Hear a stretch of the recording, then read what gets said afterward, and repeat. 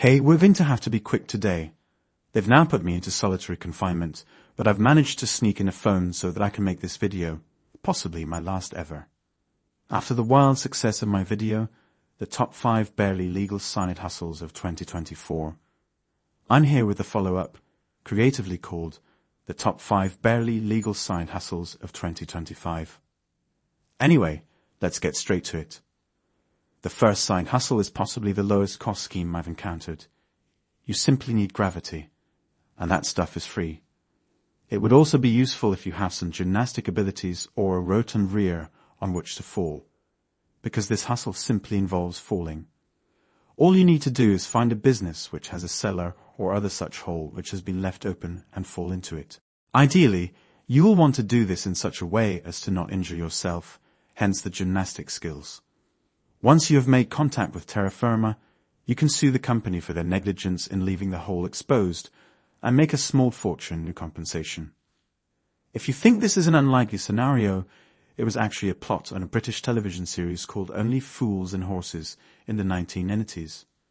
2 brothers, who were down on their luck, received some unexpected help from their uncle when he fell down the cellar of the local pub. I'm not going to stay to find out. Come on, let's look lively, come on. Dale! Yeah, it won't be a minute, love. It's your Uncle Albert! What about Uncle Albert? He's fallen down our cellar, quick! Fallen down the cellar? What happened? Oh, I don't know. I just looked up and there was Uncle Albert plummeting towards me. Hold on, where is he? Oh, he's over there somewhere. How the hell did he get over there? He hit the plank and bounced. He went through the air like one of them springboard divers. My neck down half hurt, Del. Your neck? Uncle Albert nearly ends up in a jumbo's flight path, and all you can think about is your rotten Gregory. Oh, come on. You all right? I'm a bit shaken and dazed, Rodney. Yeah, it's probably jet lag. Yeah. Come on, get him onto his feet, Rodney. Come on, up you come. Fancy leaving an open cellar door unguarded. Oh, good mind to sue the brewery. Yeah, put your arm round Rodney. Sue the brewery? Put him down. What the hell do you think you're doing?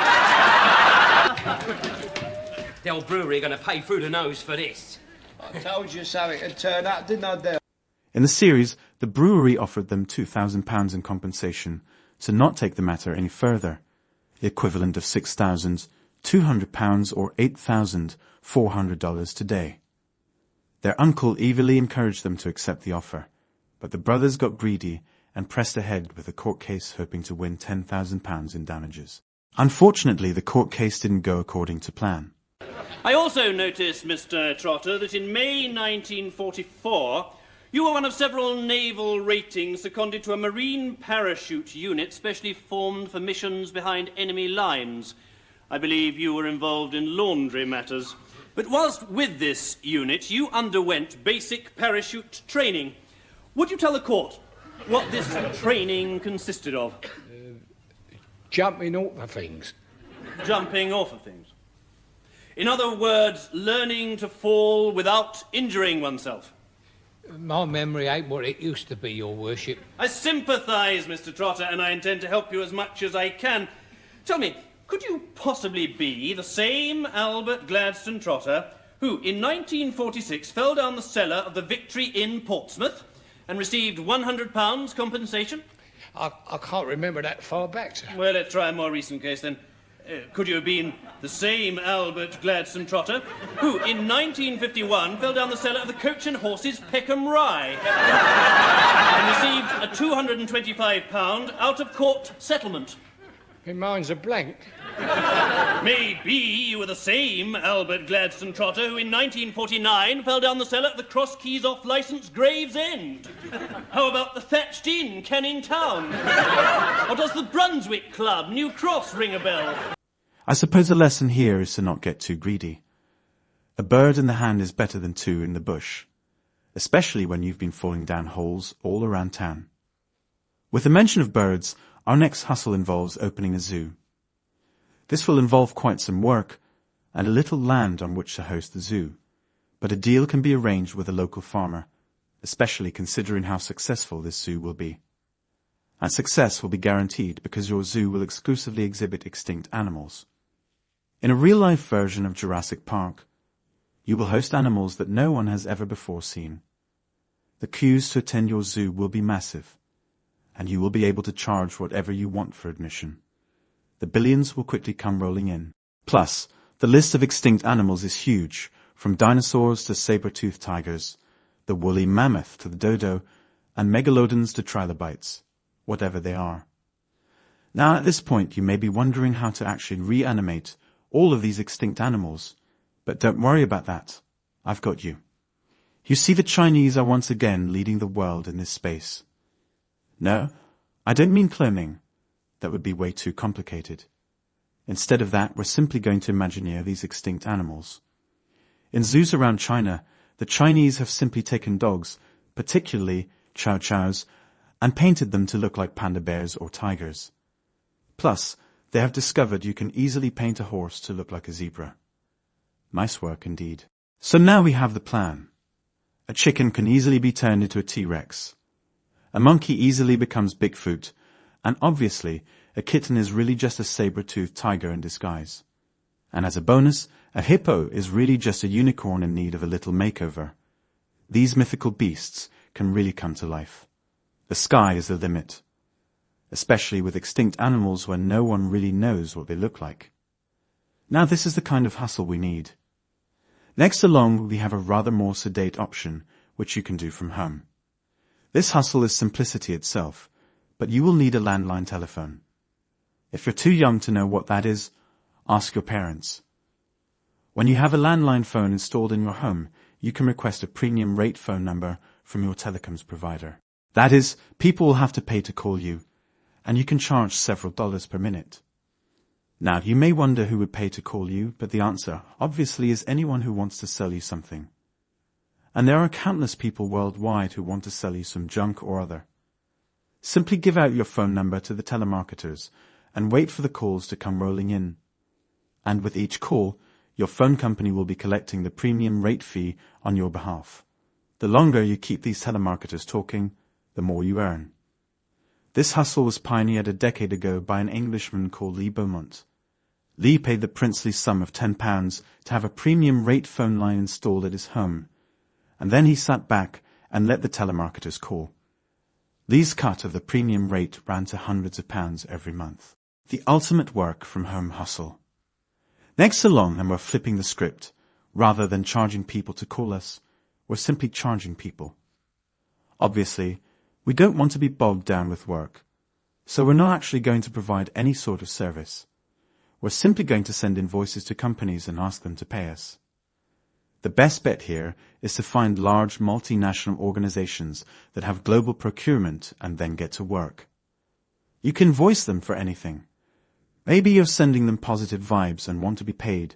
Possibly you want paying for that graffiti artwork you provided, or it could be for the pet counseling services. The sky's the limit, especially with the Silicon Valley elite. Now you may think this is far-fetched and slightly silly. Obviously, no self-respecting company will pay an invoice simply because you send it to them.